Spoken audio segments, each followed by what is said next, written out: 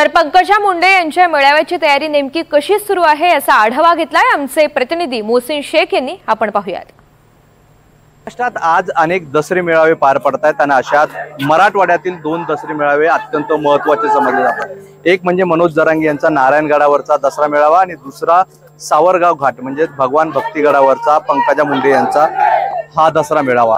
आपण बघतोय की दसरा मेळाव्याची जवळपास संपूर्ण तयारी या ठिकाणी झालेली आहे। काही वेळात पंकजा मुंडे या देखील या ठिकाणी पोहोचतील आणि त्यानंतर त्या या सगळ्या दसरा मेळाव्याला संबोधित करतील। एकंदरीत सामाजिक दृष्ट्या आणि राजकीय दृष्ट्या हा दसरा मेळावा अत्यंत महत्त्वाचा समजला जातोय। आणि दुसरी गोष्ट म्हणजे यापूर्वीचे जे दसरे मेळावे होते त्यावेळेस प्रत्येक वेळेस पंकजा मुंडे यांनी आपली नाराजी व्यक्त केली होती, मात्र यावेळेस त्या आता स्वतः सत्तेत आहेत।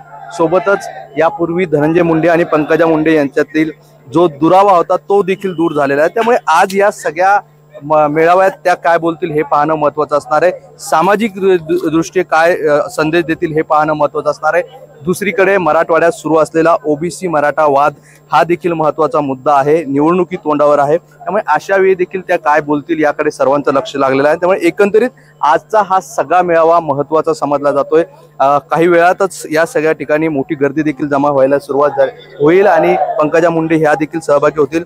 आता धनंजय मुंडे हे या सगळ्या मेळाव्यात सहभागी होतात का हे देखील पाहणं महत्त्वाचं असणार आहे। दुसरीकडे लक्ष्मण हाके यांनी देखील या मेळाव्यात आपण उपस्थित राहणार असल्याचं सांगितलंय। त्यामुळे एकंदरीत हा मेळावा आगामी राजकीय दृष्ट्या देखील महत्त्वाचा समजला जातोय।